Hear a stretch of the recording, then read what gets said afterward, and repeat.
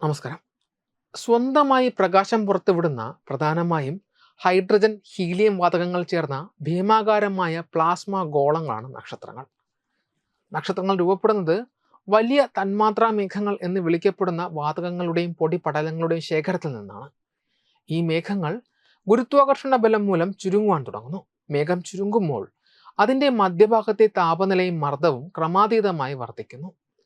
താപനില ഏകദേശം 15 ദശലക്ഷം ഡിഗ്രി സെൽഷ്യസിൽ എത്തുമ്പോൾ ഹൈഡ്രജൻ ആറ്റങ്ങൾ ഹീലിയം ആറ്റങ്ങളായി സംയോജിക്കുന്ന പ്രതിപ്രവർത്തനം ആരംഭിക്കും. ഇങ്ങനെ അണുസംയോജനം ആരംഭിക്കുന്നതോടെ ഒരു നക്ഷത്രം രൂപം കൊള്ളുകയും പ്രകാശിക്കാൻ ആരംഭിക്കുകയും ചെയ്യുന്നു. നക്ഷത്രങ്ങൾ ജനിക്കുകയും ജീവിക്കുകയും മരിക്കുകയും ചെയ്യുന്നു. നക്ഷത്രത്തിൻ്റെ ആരംഭത്തിലെ പിണ്ഡത്തെ ആശ്രയിച്ചാണ് അതിൻ്റെ ജീവിത ചക്രം നിർണ്ണയിക്കപ്പെടുന്നത്. ഇപ്പോഴത്തെ മനുഷ്യൻ്റെ പ്രപഞ്ചത്തെക്കുറിച്ചുള്ള അറിവിൽ ഒരു പുതിയ അധ്യായം കുറിച്ചുകൊണ്ട് നാസയുടെ ജെയിംസ് വെബ് സ്പേസ് ടെലസ്കോപ്പ് പ്രപഞ്ചത്തിലെ ഏറ്റവും പഴക്കമേറിയ നക്ഷത്രങ്ങളെ കണ്ടെത്തിയിരിക്കുകയാണ്. പോപ്പുലേഷൻ 3 അല്ലെങ്കിൽ പോപ്പ് 3 നക്ഷത്രങ്ങൾ എന്ന് വിളിക്കപ്പെടുന്ന ഈ ആദിമ നക്ഷത്രങ്ങൾ മഹാവിസ്ഫോടനത്തിന് തൊട്ടു പിന്നാലെ രൂപപ്പെട്ടവയാണ് എന്നാണ് അനുമാനം. ഏകദേശം 13 ബില്യൺ പ്രകാശവർഷം അകലെ സ്ഥിതി ചെയ്യുന്ന ലാബ് 1b എന്ന താരാപഥത്തിലാണ് ഈ പുരാതന നക്ഷത്രങ്ങളെ കണ്ടെത്തിയതെന്ന് കഴിഞ്ഞ മാസം ദി ആസ്ട്രോഫിസിക്കൽ ജേണൽ ലെറ്റേഴ്സ് എന്ന പ്രസിദ്ധീകരണത്തിൽ വന്ന പഠനം പറയുന്നു. ജ്യോതിശാസ്ത്രജ്ഞനായ എല്ലി വിസ്ബാളിന്റെ നേതൃത്വത്തിലുള്ള ഗവേഷക സംഘമാണ് പോപ്പ് 3 നക്ഷത്രങ്ങളുടെ നിർണായകമായ തെളിവുകൾ റിപ്പോർട്ട് ചെയ്തത്.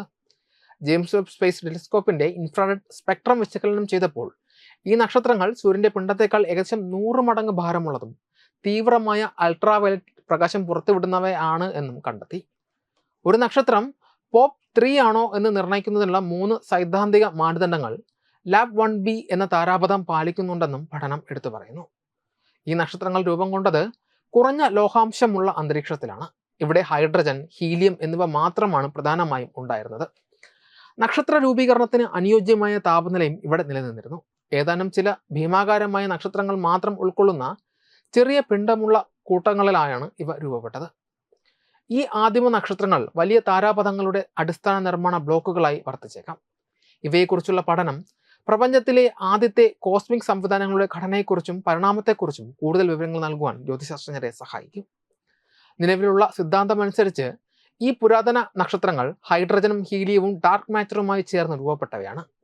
സൂര്യന്റെ പിണ്ഡത്തേക്കാൾ ദശലക്ഷക്കണക്കിന് മടങ്ങ് വലുതും സൂര്യൻ്റെതിനേക്കാൾ ശതകോടി ഇരട്ടി പ്രകാശമുള്ളതുമായ ഭീമാകാരന്മാരായിരുന്നു ഈ ആദിമ നക്ഷത്രങ്ങൾ. പോപ്പ് 3 നക്ഷത്രങ്ങളുടെ കണ്ടെത്തൽ ഒരു തുടക്കം മാത്രമാണെന്ന് ഗവേഷകർ പറയുന്നു. പോപ്പ് 3 നക്ഷത്രങ്ങളിൽ നിന്ന് പോപ്പ് 2 നക്ഷത്രങ്ങളിലേക്കുള്ള മാറ്റങ്ങളെക്കുറിച്ചുള്ള കൂടുതൽ വിശദമായ ഹൈഡ്രോഡൈനാമിക്കൽ സിമുലേഷനുകൾ നടത്തുവാൻ തങ്ങൾ ആഗ്രഹിക്കുന്നു എന്നും അവ ലാബ് 1bയുടെ സ്പെക്ട്രത്തിനും സമാനമായ മറ്റു വസ്തുക്കൾക്കും അനുസൃതമാണോ എന്ന് പരിശോധിക്കുമെന്നും വിസ്ബാൾ വ്യക്തമാക്കി. ഈ നിർണായകമായ കണ്ടെത്തൽ പ്രപഞ്ചത്തിന്റെ ബാല്യകാലത്തെക്കുറിച്ചും ആദ്യ നക്ഷത്രങ്ങളുടെ രൂപീകരണത്തെക്കുറിച്ചുമുള്ള രഹസ്യങ്ങൾ കൂടുതൽ ആഴത്തിൽ മനസ്സിലാക്കുവാൻ ശാസ്ത്രലോകത്തിന് വഴി തുറന്നിരിക്കുകയാണ്.